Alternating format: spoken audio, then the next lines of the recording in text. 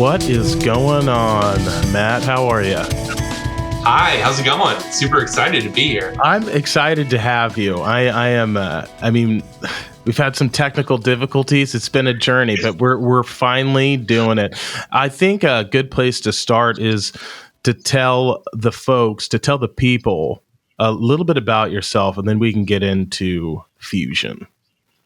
Okay, all right. My name is Matt Moynihan.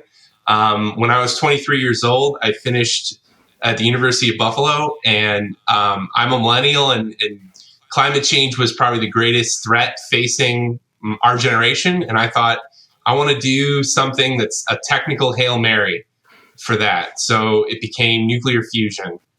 And I went to a PhD program. I spent 7 years studying nuclear fusion. Along the way, I realized that part of the problem with fusion was that most people just don't understand it or believe in it or even think it'll ever happen.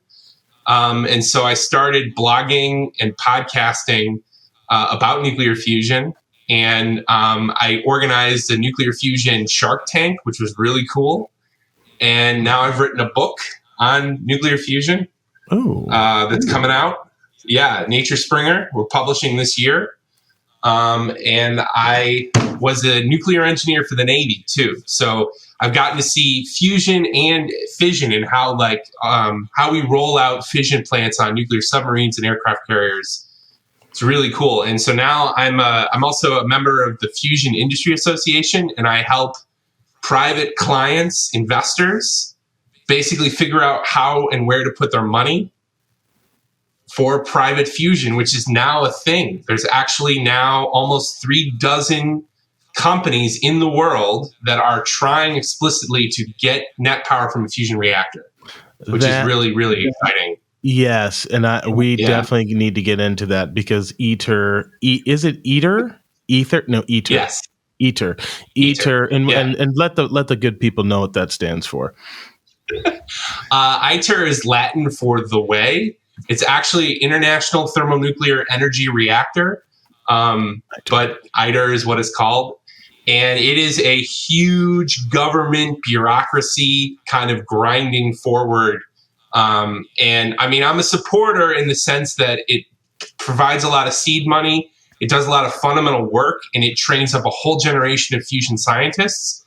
But private sectors can do way better than government. Google can innovate more than a government can. Oh yeah, they're much more efficient. And but I want to get back to the Navy because actually I do have a bunch of questions regarding, and that's fission, right? That's nuclear fission. Yeah. So can our submarines and our aircraft carriers, because those run off of nuclear reactors, they can stay out like indefinitely, or is it about like 120 years before they need to refuel? 38. 38. Damn, I was way off on that. Roughly, just roughly. Are we? So it's us, the UK, and is anybody else using nuclear power for submarines and aircraft carriers? It's just us two, right?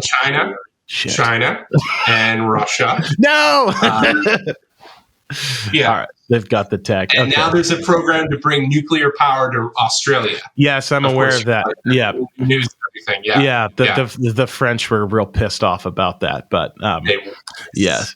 So you're very involved in that. And I always like, why is it that I'm a big proponent, or always have been a big proponent of nuclear energy. I think that, I mean, I like Neville a lot. It's a gentleman that I follow on social media. And when I was on it, he was of the opinion like we should be at like iteration like 200 of nuclear reactors for power. I think it'd be wise to kind of talk about some of the differences because fission, we're using radioactive material, and then in fusion, it's based off of hydrogen, and it's basically you're bottling a star, and I'm butchering all this, but you're bottling a star, so you're bottling a star, and you're putting water through it, and that's kind of how you're getting the energy. How off am I on that explanation? I mean, you're not off very. I mean, fusion, it takes two little atoms to make a bigger atom. Fission, take a big atom to make smaller atoms. Okay. Okay. And one produces about 10 to 15 times more power. Fusion produces about 10 to 15 times more power than fission. I mean, roughly. Okay. It's hard to predict because we don't actually have fusion power plants anywhere in the world. So, these are all rough numbers. Yeah. But and it produces it with no carbon footprint, and the fuel you can get from seawater. So there's enough fuel to last us 1,000 years easily in power consumption in the oceans. So thousands of years, I should say. And the other thing is that you can use fusion for fusion rockets, which is one of the coolest spin-off technologies in fusion. So essentially, a fusion rocket, you take the plasma, which is a soup of positives and negatives. Mm-hmm. You fuse it, and then that's at the exit of a rocket. So material bursts out at the speed of light, mm-hmm. hits the cone of the rocket, mm-hmm. shoots out in one direction, and pushes the ship forward. What? Which is really cool. And there's 4 companies in the United States that have NASA funding to build fusion rockets specifically. They project they can get to Mars in about 30 days. And then get back in about 90. So 30 days out, 60 days back. Well, this conversation just went off the rails because you got to space before I was going to get to space. Because when I look at the implications of this technology, I'm like, we have to do this because we're harnessing, basically, we're creating a mini sun. And extrapolating energy from it, and then we could put that in and use it to power spaceships, right? So, and then the next will be super close to a level 1, a type 1 civilization. That would be a huge step because there'd be so many technological inventions that would come from that. There already are. It was at MIT. If they just created a new type of magnet for this. Yep. Okay. Well, you're going to have to get technical with this because that's as far as I was able to get with that. All right. So plasma is the soup of positives and negatives. Okay. And it's all the atoms and the electrons all stripped apart and they're all flowing together. You can think of it like a fluid that conducts electricity. So mathematically, it's all the equations that control a fluid, Navier-Stokes, all the equations that control electromagnetism, which is Maxwell's equations. You put those together, that's what controls a plasma. But what's awesome about that is you can control it with a magnetic field. That's probably the best way to control it. And so in a plasma that's held by a magnetic field, the fusion rate scales as the field strength to the 4th power. So as you make the magnet stronger, you get a huge boost in the amount of energy that's coming out of the plasma from fusion reactions. So the key to the whole thing is make an awesome magnet. As you make the magnet better, all of these approaches, they go from being like science projects that only work for a short period of time, that have a limited performance, to continuous operation, much higher fields, much more fusion rate coming out, better performance overall, lower instabilities. It just takes the whole concept to 11. So right now, the story in fusion right now is awesome magnets plus fusion research that goes back 60 years, putting those together and then seeing what comes out of it. And that's sort of where we are as a field right now. Yes. That's what's happening right now in fusion. And it's very exciting because based off of the evidence out of MIT, they're like, we could be at fusion and actually have working fusion mid-decade, like 2026, 2027. I mean, now, granted. Possible. Maybe. It's possible. Yeah, it is possible. So MIT founded Commonwealth Fusion Systems in 2017. It was a team of 5 people, Bob Mumgard, Zach Hartwick, Dennis White, Martin Greenwald, Dan Brummer, and I might be forgetting somebody. That story, they went out to investors and they said, hey, we'll take a Tokamak, we'll take these awesome magnets, put them together, and we believe that will get us to net power by 2025, 2026, maybe. They're projecting that forward. So and that's a really compelling argument. I want to stop you right there. Not everyone's familiar with what a tokamak is. So could you explain that a little bit? Right. Yeah, the number one all-time world champion heavyweight of nuclear fusion is plasma in a ring, basically. And it's called a tokamak. And it's been around since 1960. The Russians invented it. They actually did it in secret for about 10 years. When they came public with the results in roughly the 60s, nobody believed them. And so actually the West freaked out, and they sent a team of UK and US scientists over to Russia to measure the temperatures, and it proved to be the world heavyweight of fusion. And since then, everyone has built bigger tokamaks, stronger tokamaks, and they just got better and better performance. So it kind of crushed a lot of other approaches, it's kind of unfair because fusion, we shouldn't really down select. There's lots of little ideas.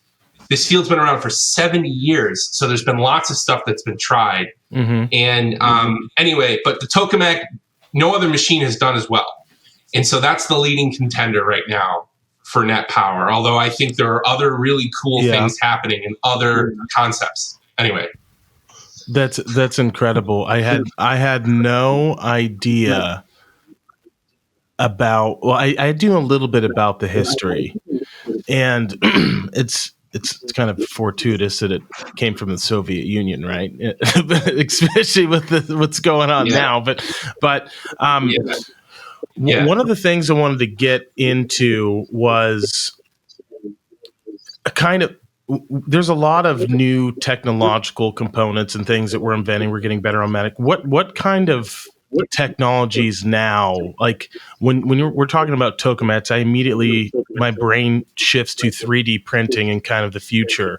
Is that something that they've considered? Like, and my mind's kind of over the place because ITER is this massive project, and they're the parts that, some of the parts aren't even invented for it yet, and it's taking forever. Yeah. Is there plans in the future? Because I know a lot of some of the renegade projects think that it's too big, and we need to bring it down in size to build a smaller fusion reactor. Has someone attempted to 3D print a tokamak, or is that something that is in that you see in the near future as a possibility? So there's, in the US, there's the Department of Energy Fusion Science Office, and they fund ITER and everything else. About 5 years ago, or actually 10 years ago now, ARPA-E, which was the energy agency created by Barack Obama, got into fusion and actually caused a kerfuffle at the top because DOE didn't want ARPA-E involved. Anyway, ARPA-E has been funding all of these small teams that have really innovative technologies or fusion concepts around the country. Mm-hmm. And one of them in Wisconsin, called Type 1 Energy, is a company trying to 3D print superconducting wires for a fusion concept called a stellarator, which is a twisted tokamak. Basically. Okay, yes, that's the one. That's the one with there's one in Germany. It's called W7X. It's in Germany. It's a crazy looking machine. It's a twisted ring. It's really cool. Yes. Yeah. I wish but there's a couple. So there's a lot of exciting things. So there's that 3D printing. There's AI, using AI to control a fusion reactor and the plasma in a fusion reactor. And there's a couple examples of that. Google has a collaboration with a company called TAE. Mm-hmm. They did some AI control work on plasma. Microsoft has a collaboration with a fusion company called General Fusion. They're Canadian. They have an AI thing going too. There's that. There's AI. There's 3D printing for fusion, and then the other one is the most important thing is the superconducting wire. Yes. So let me tell you a story. So back in 2019, Commonwealth Fusion Systems, the MIT startup, they put out an order to the entire world, and they say, we want over 100,000 meters of superconducting wire. And this is the largest order in the history of this industry. No one has ever tried to buy this much wire at once. It's huge. And they said anyone who can do it will get a huge chunk of money. And nobody could do it because it never been asked before. A Russian company called SuperOx in Moscow, Russia, invented an entirely new way to make the wire. And they were able to meet it and give to Commonwealth 186 miles of superconducting wire. And they broke the world record for current through a wire. It's really cool. If you've been to a museum and you've seen cables and then a fiber optic, and you know how this little fiber will hold the same amount of messaging as all these cables. This is this for electricity. This little wire is as good as 700 copper wires. How this little wire replaces that? How big? What's the circumference of this wire? Is it I'm just trying to get a picture. I wish I had a little. Yeah, it's like a little. It's like a piece of tape. You can think of a piece of tape. That's the ribbon, and it gets spliced down to something that's 4 millimeters. To be exact, it's 4 millimeters. Okay. It's a 12 millimeter wire that's spliced into 3 separate wires. So it produces 12 millimeters and then spliced to 4 millimeters. And what is if you could let the listeners in on what is so important about having a superconducting wire? Well, you can contain, like I said, about 700 times more current than a copper wire. Okay. You can put 700 copper wires in one of these wires. So you can push a ton of current amps through this wire. And if you wind it in a magnet, you can create 10, 20 Tesla fields or higher. The world record is 42 Tesla right now. Rebco has been tested up to 100 Tesla in short bursts. Yeah, and anyway, that wire was what went into MIT's magnet. So when you read in the newspaper or online or on Reddit or whatever that they broke the world record, the wire that they used for that was a Russian invention. And it was almost more of an accomplishment for the superconducting wire industry than it was for fusion, because everybody's always wanted to use superconducting wire, but they could never get enough of it. Now we have this breakthrough in manufacturing. This was in Nature, by the way. So it's the first author publication in Nature. I can give you the paper. Oh, please. But anyway, so it was a big deal. And it has a lot of interesting implications. Yes, it does. I'd love to kind of get into the implications. My mind goes immediately to electric cars and whatnot, but I'm not. Would that make the batteries, or would it make the batteries more efficient if you were able to apply that? If everything was just utilizing superconducting wires? Am I kind of on the right path there? Yeah, I mean, superconducting wires would apply for any system where you need a lot of current quickly. Fusion is perfect for that sort of application, but you could also see it in the electrical grid, in substations, MRI machines, generators, and motors, and storage systems. You can store energy using superconducting magnets. So this is like a set of maybe 10 other applications for this innovation. So it's private fusion, trying to get to net power. Along the way, they invent these other things that then spill over into these other markets. It's kind of like going to the moon. Like going to the moon wasn't about just getting to the moon. It was about the 17 or 20 or 30 other things we invented along the way that had implications for everyday life, like dishwashers and computers and microchips and cell phones.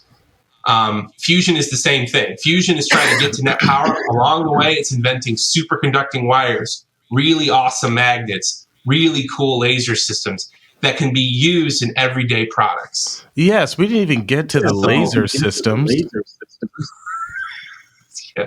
Yeah. We didn't get to the, Do you want to talk about the laser systems? Fuck yeah. I want to talk about the lasers. Yeah, all right. Jeez. So you're pretty stoic. Like, you should be more amped about it. This is exciting. I don't know. I get it. No. I'm jacked. Trust me, I'm jacked. Yeah. But I'm You're throwing out a lot of information, and I'm processing it. Like I'm just like I'm trying to make connections. Like I'm like, well, do I understand superconducting? Okay, I think I do. Well, that would probably be better in an electric car. What are some other apps? So I'm like thinking, and I'm also thinking of like questions to ask too. So I'm processing a lot. I'm jacked. Believe me, I had to get off of space because we would have just went to, being a level 1 civilization and all sorts of stuff. But what about the laser systems? Like what we've invented new lasers via this quest for fusion. I would like to know more. Yeah. So the laser was invented in 1960, I want to say, and almost the first year that it came out, a guy at Livermore National Laboratory, his name is John Nichols, looked at that thing and said, we could use that to do fusion. The way we could do it is we take fusion fuel in a ball, tiny little ball. We zap it with laser beams. Okay. I'm not making this up. We zap it with laser beams. There's an explosion of energy outward. And there's an equal and opposite compression wave inward that squeezes the material to fusion conditions. Okay. Yeah. And that's the idea he comes up with. So now he spends 10 years working on that, trying it, testing it. It's all secret. It's all super secretive, super secretive. And then in 1972, he goes public and he wrote a paper in Nature in 1972. John Nichols, he's like considered the forefather of the entire laser fusion approach, basically. And since then, the United States has poured a lot of money into this. And through the decades, we've gotten better and better and better. Bigger lasers, more fancy lasers, better glasses, more laser systems, better targets, better balls of frozen fusion fuel. And then the big thing culminated in August when the National Ignition Facility had a breakthrough, basically. It was... I can talk about the breakthrough if you want. Oh no, please do. Yeah, I'm right on the edge of my seat. No, yeah, okay. So part of the thing is when you have fusion events occur, they take two little atoms to make a bigger atom. That big atom is really, really hot.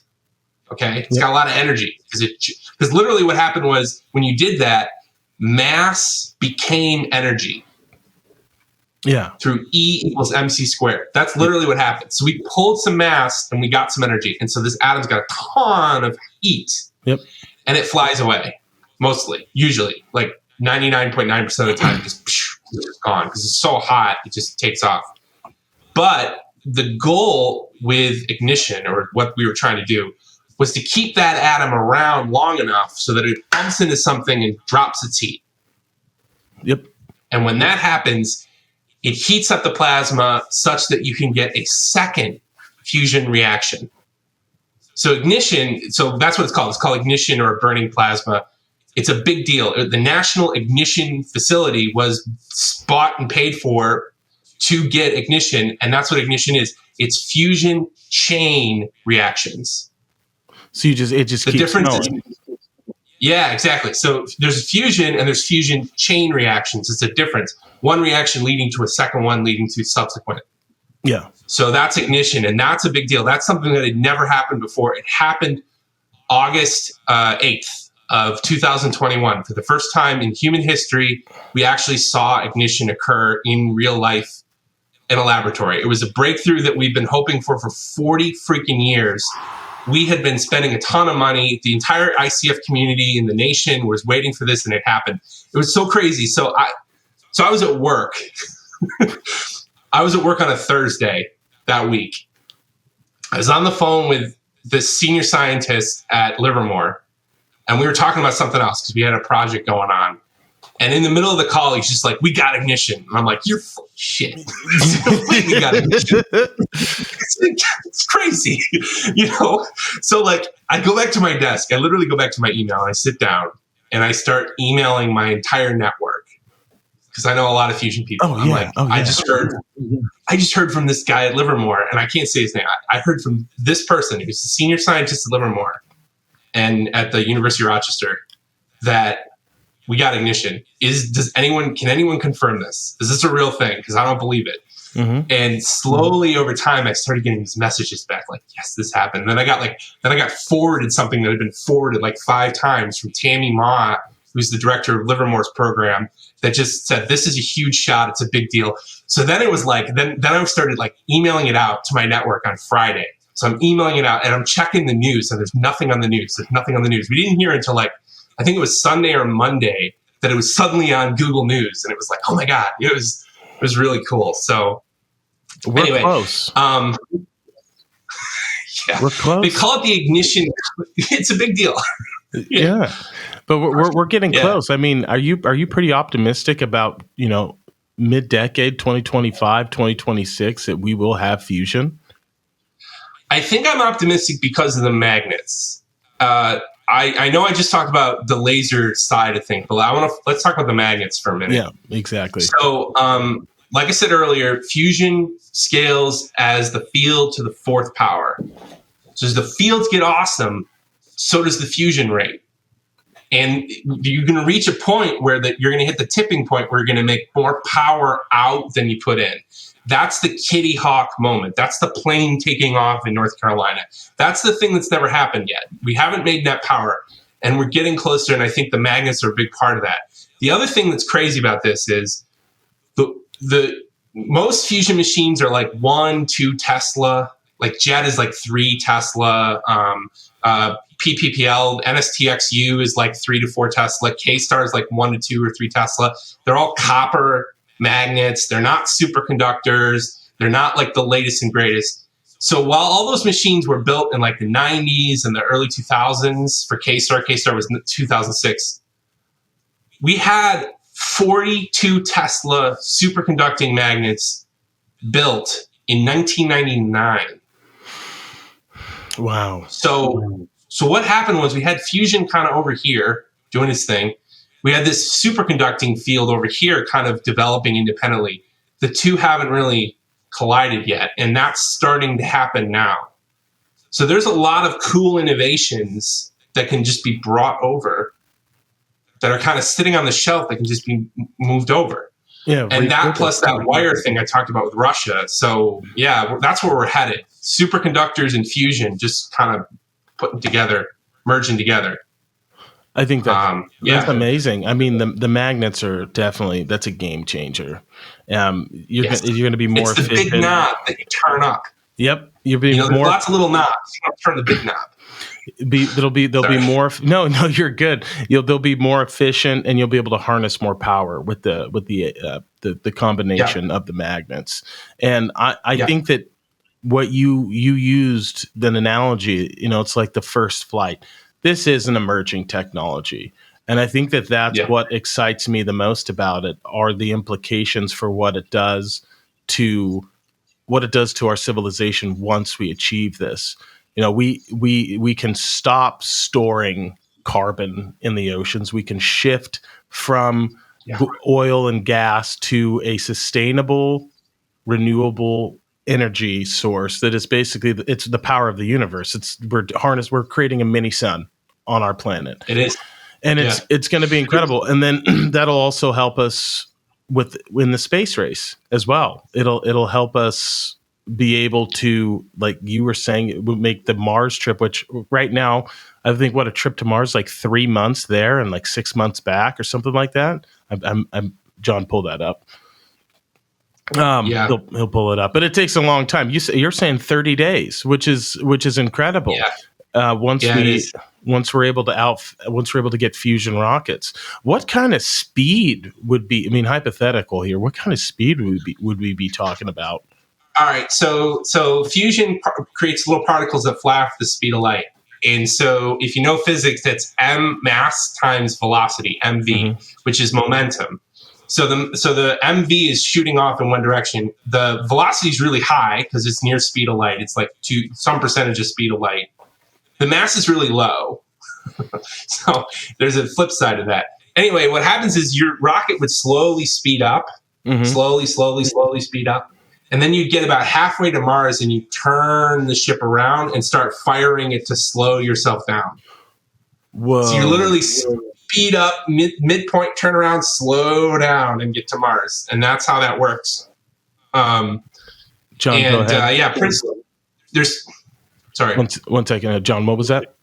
Oh, to answer your question about Mars, a one-way trip takes about 9 months to get there. But if you want to do round trip, it's a 9 months there. You have to wait 3 months for Mars and Earth to get in alignment to make the jump. And then it's another 9 months home.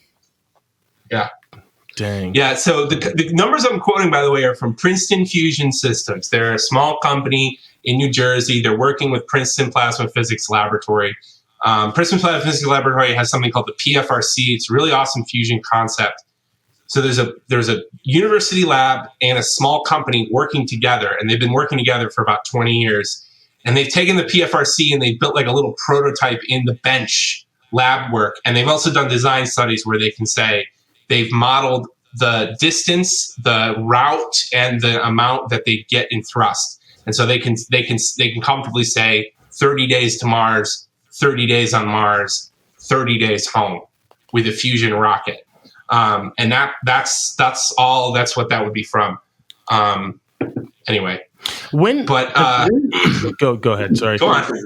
No, I was gonna say that you were talking about Kitty Hawk moment, plane taking off.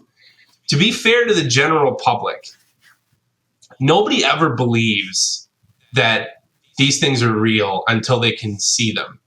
It's just how people are as a crowd. So when flight was invented, nobody believed it. Even after it happened, it took like 3 years before it like blew up and became a mainstream story, because people just didn't believe that flight was real. They literally had to go to their air shows and see planes flying around before they could see it and believe it.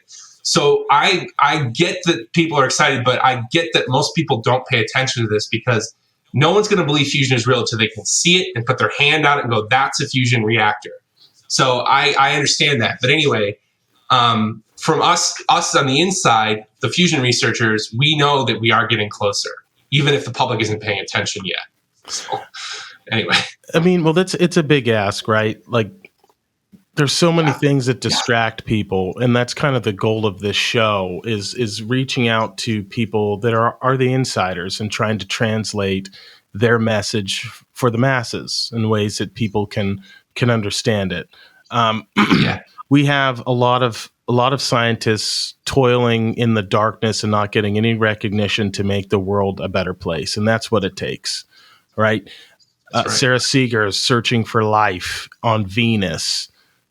She's looking for microorganisms. I'm all for that. I'm a big advanced civilization alien type person. That's who I am. But I think that we'll find microorganisms first. But it's important that we have people that are willing to toil in these look in obscure places. And I appreciate that, because that's how we're going to have a breakthrough. And also just not listening to whatever the mainstream is or whatever mainstream science is, and continuing to be curious and continuing to push. And I really do believe I believe that we're going to achieve fusion in 2026, 2025. Like I'm hopeful, just because that opens a new era for mankind. It opens up so many more possibilities, and it gets us a little bit. We've just unlocked a secret, right? One secret. Then what else can we develop from that? How much better can we be? It's very exciting times. I mean, we have the ability to have nuclear energy. I mean, could you speak a little bit why that is? Everyone is so anti. I mean, it obviously has applications if we have the military using it to fuel aircraft carriers and submarines, and we have nuclear power plants. I believe France has quite a few nuclear power plants that are still operational and powering its civilization. So, I mean, I know we've had some meltdowns, but like, are we past that? Is it pretty safe now, or what's going on there? Is it a conspiracy by big oil? No, I mean, there's markets and there's economics and there's public opinion, and they all play into the nuclear question. I will say that the U.S. military operates the most nuclear reactors of any organization in the world. They have more nuclear subs and aircraft carriers than there are actual power plants in the United States. So there's 130 plus nuclear submarines and aircraft carriers. There's 11 carriers, and then there's a certain number of submarines. Maybe I can't talk about that exactly. Oh yeah, yeah, I gotcha. The U.S. military operates those things, and you never hear of an accident ever. There's never been a nuclear accident on a Navy ship of any kind. It's really amazing. The Navy I think the Navy can go to over 130 ports of call around the world, and they're allowed to go to any city, any harbor, those cities and harbors, because they're known to be safe. So the military is an incredible organization, and it's really due to Admiral Rickover, who built a world-class group, and that culture has maintained itself through the decades. And you never hear about it because it's all secret. Yep. You never hear about it. Yeah. But so why does nuclear is not everywhere is because of economics. It's not it's not an everything solution. I also want to say that's true about fusion too. Fusion doesn't work for everything. It can't go in like a small African village where there's a very limited amount of power. It can't go into some remote part of the Arctic. Fusion is good for a broad base load power source, and it can offset a huge amount of carbon, but it won't work for every single solution. Some people don't need that. They don't have enough money to pay for it. They don't want it, frankly. So fusion is not going to off-put or offset or compete with solar, wind, geothermal, okay? I am pro everything. This is a huge transition. We got to transition off fossil fuels, and so everybody has to be involved. Every solution has a place here. So for fusion, I'll just say that a good place to put it for the first place is probably on the site of an existing decommissioned nuclear power plant. You just replace the old reactor with the new reactor. Mm-hmm. It's already got all the site licenses. It's got all the legal stuff. It's got the regulatory stuff. It's got the infrastructure around it. So that's actually a really good place to start. Now, as to why nuclear isn't more widely known, history of nuclear, Rickover founds it. It gets into the Navy. He builds the shipping port reactor in 1957 or 58 in Pennsylvania. That's the first commercial power plant. The Westinghouse reactor, AP600, becomes the number one reactor. It's the only licensed reactor in the United States. And Westinghouse builds almost 304 nuclear reactors around the country. And now nuclear makes up about 19 to 17% of the U.S. energy mix, roughly. And when 3 Mile Island happened, it ground nuclear construction to a halt. It formed this anti-nuclear crowd in the United States that protested and got laws passed. And then the NRC clamped down on all innovation and safety. And basically for a generation, from 82 to probably 5 years ago, nuclear didn't really move forward or advance. There was innovations happening at university laboratories and small firms, but nothing could get through that regulatory brick wall that basically went up.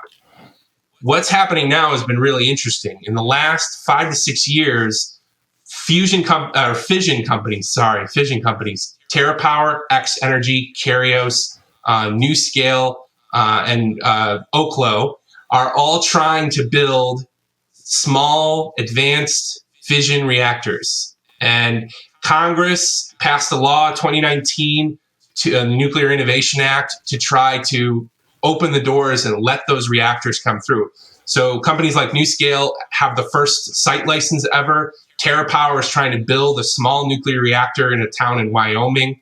So nuclear power is making a resurgence, and fusion can kind of piggyback off that. If fission plants can get through that regulatory safety gate, fusion plants can follow in their lead and kind of go through at the same time, or later on, excuse me. What are some of the What are some of the risks with fusion? Okay. What are some of the dangers?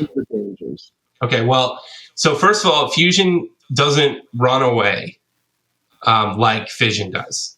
So fission, you can have a meltdown because the reaction can get out and it can start a chain reaction that'll eventually lead to a meltdown.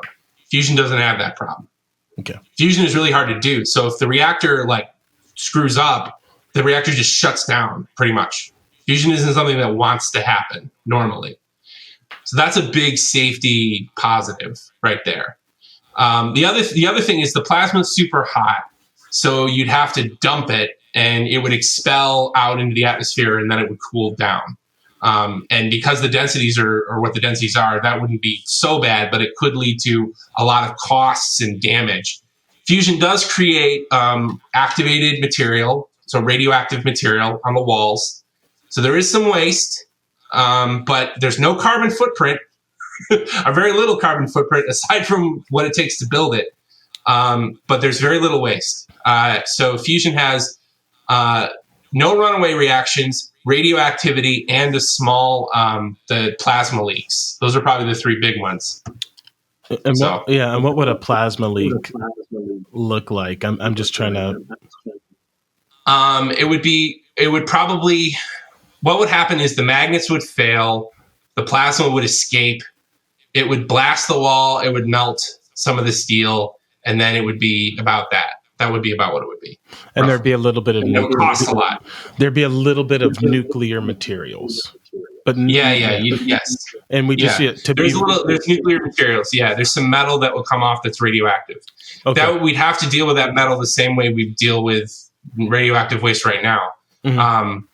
So, you'd be doing some maintenance every couple of years to swap out the wall of your reactor to deal with that radioactive stuff. But that is a small price to pay for the amount of freaking energy you get out of this machine. I mean, can you imagine doing the entire greater New York City area on one power plant that does no carbon footprint? And then you put electric cars in there? Oh my God. It would be awesome. I mean, it really would be awesome. It would really, really help us fight climate change. It's going to happen. Yeah. It's going to happen. And to be very, very clear for the listeners, when we say fission, we're talking about nuclear. Yeah, we're talking about nuclear. That's where you get the nuclear. When you say fusion, we are not. We're talking about creating a sun on the planet. That's right. Okay. I got it. Woo! So we have a game we like to play on the Rick's Mind podcast, and I want you to know that we are investors here. We're a financially literate audience, and we've invested heavily into the prison industries. No, that's a long running joke. That's a long run. You can buy prison stocks though, just so everyone knows that. You connect investors such as myself? I've got tons of capital here. How can I get involved with this? Are there any of the fusion companies listed on any of the stock exchanges? There is potentially going to be one soon. Oh, fuck. Can you talk about that? I think there's a firm called Tae Technologies. Okay, Tae. They are not new. Yeah, they're pretty well established.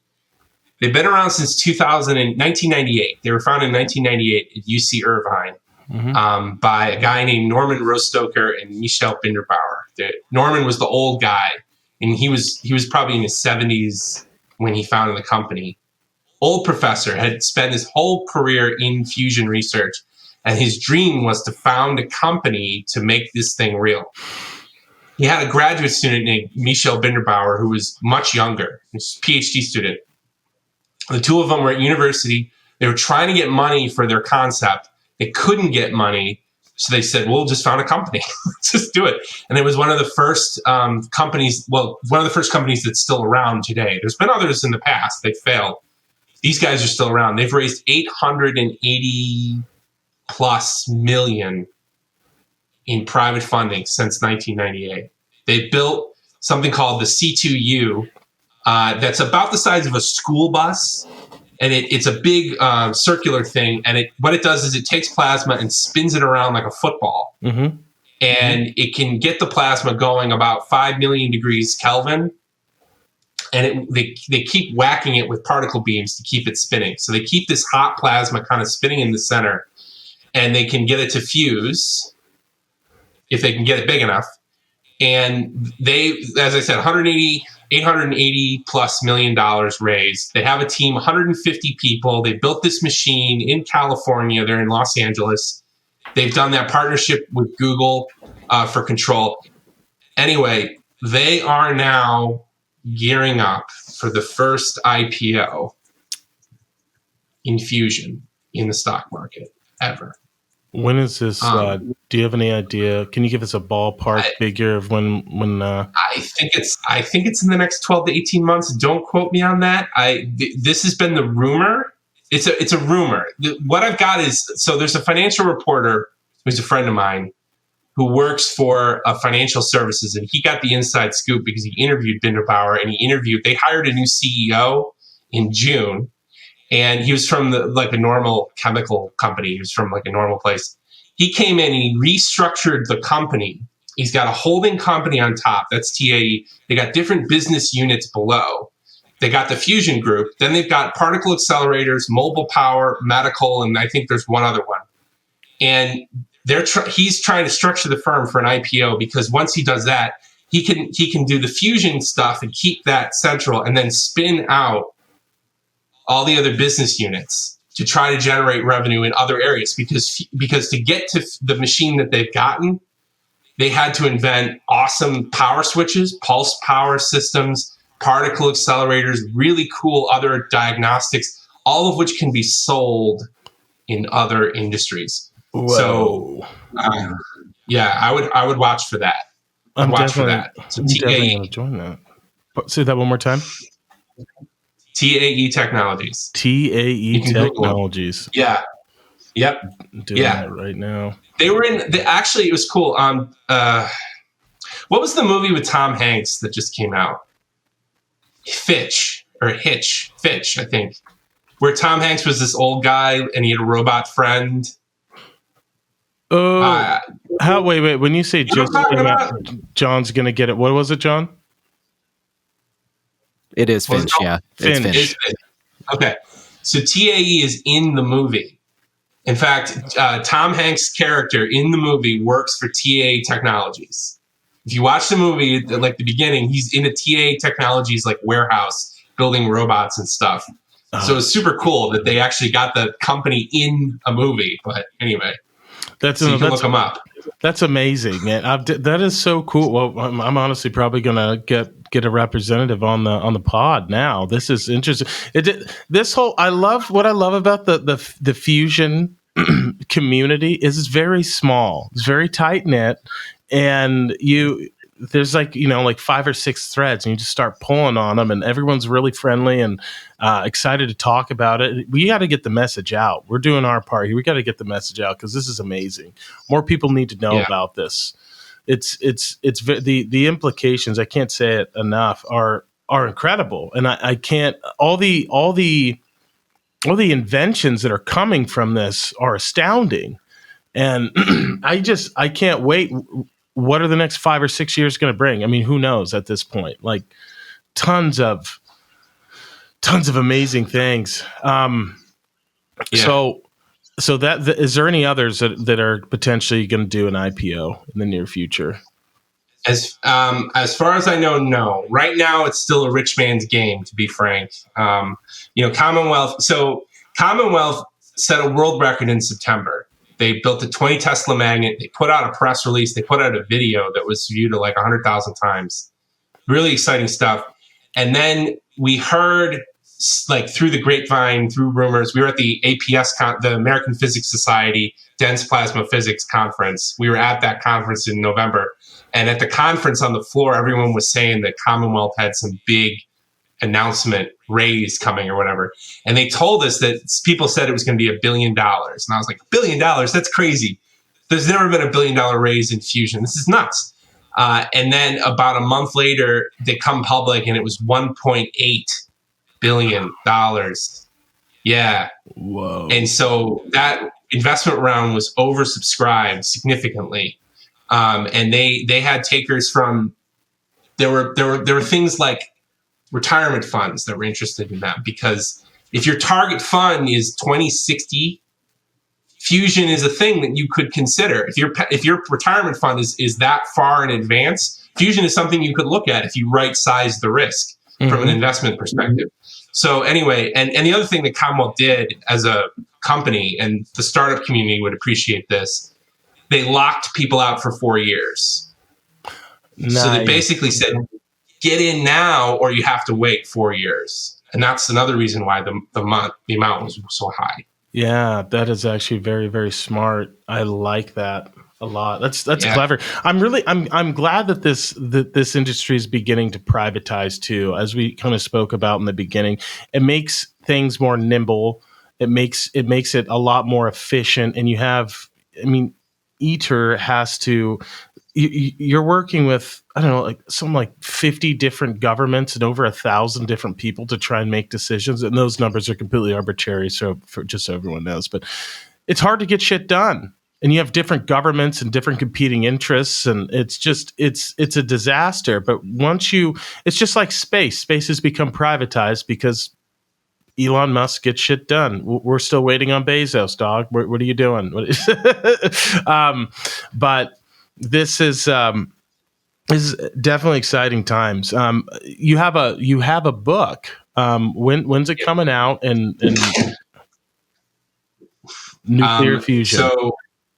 So the preprint is available. I'm selling it, but the book itself, we are submitting the draft. We've submitted the draft to Nature Springer in the fall. Mm-hmm. The editor went through it once. I have a co-author, so he went through it, and now I'm going through it again, and then we're going to submit the final March 31st. And then they're going to do their thing. So Nature Springer takes it, they do the typesetting, they do the figures, we do legal stuff, I'm checking images, and then it'll come out, probably we expect it out in like late summer, early fall of 2022, this year. Not everybody listens, so tell them the name. The book right now is called An Insider's View of Commercial Nuclear Fusion. It's available on my website if you want to buy it. I have copies here. It's fusion in pictures. It's essentially fusion for people who don't know anything about fusion, and it's different families of fusion approaches. So tokamaks are one whole chapter. Mm-hmm. Mirrors, which was a very popular program in the 1980s and 70s in the United States, is a chapter.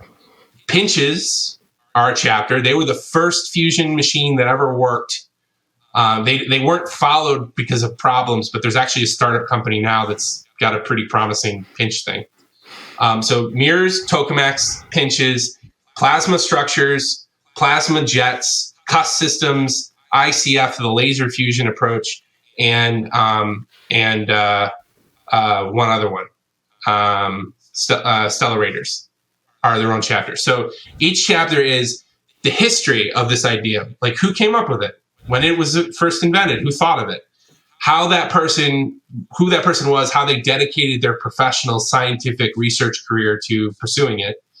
What were the problems they encountered? How did it not work the way they thought it would? How did the idea change to meet those new challenges and improve? And sort of what are those challenges? And then where does the system stand right now? Like how good is this idea right now? So you can basically a roadmap for the entire field. So this is tokamaks, these are mirrors, this is pinches, these are all these different ideas. Compare them all, figure out where you would put your money. Like it's a survey of the entire field the last 70 years. And it's a really important book, I think, from that perspective. An investor that wants to understand which one they want to fund, which horse they want to bet on, they can look at all the horses and compare them, basically. And by the way, a lot of them benefit from crazy magnets. If you take a magnet and put it in a mirror machine, an awesome magnet in a mirror machine, that performance goes up. If you put it in a tokamak, the performance goes up. If you put it in a plasma structure, the performance goes up. So that's the situation. That's the trend right now. Add a crazy magnet to whatever you're trying. So if you're a smart investor, you'll own magnet companies in your stock portfolio. That's the stock tip. that Matt gave you. You're welcome. Yep. That was free. Okay, guys. The next one I'm going to have to charge you for. I think it's a lot of these scientists that have worked on this over 70 years. There's quite a few of them they're never going to see. There's quite a few of them that have never seen ignition, that will never even see fusion. And I want to shout those folks out. They're the bricklayers, if you will, of building a chapel or a steeple or a pyramid. Like, they never got to see the end result of their work. And I think that there's a certain poetic beauty to that. It's kind of sad if you dedicate your life to something and you never see the end result, but without you, it wouldn't have come to fruition. So shout out to those folks. Do you have any socials or anything that you want to give out? I've got a fusion podcast, the Fusion Podcast. So I interviewed fusion researchers from around the country. It's really cool. FusionPodcast.com. I've got a website, FusionConsultant.net, which has a 6-hour short course based around the book. It's a series of YouTube lectures that's free. One YouTube lecture, one chapter. And you can listen to it in your car, at the gym, whatever, and it'll go through the whole history of fusion. So I think that's a really promising thing. And then there is a nuclearfusionsharktank.com, which is a little dated, but it's got some interesting work there. Basically, we tried to get a bunch of university teams and national labs that had fusion concepts and put them in front of actual investors, and they got to practice pitching. Some of them went on to raise some serious money. So it was like a little bit of a petri dish where you got to test out some things. So yeah, those are all cool things. I think people should check them out. Absolutely. We're going to link everything in the show notes as always. Matt, thank you so much for coming on the show. You're coming back again. I want to say as soon as there's an update, but that could be some time. We'll get you on before then. But you never know, though. There could be a breakthrough next week. You never know. Then you'll be back on. But yeah, I've enjoyed this conversation. It's been very educational for me. Folks, thanks for listening. If you feel so inclined, give us a like. Feel free to subscribe. Give us 5 stars. And we'll see you guys next week. Peace and love.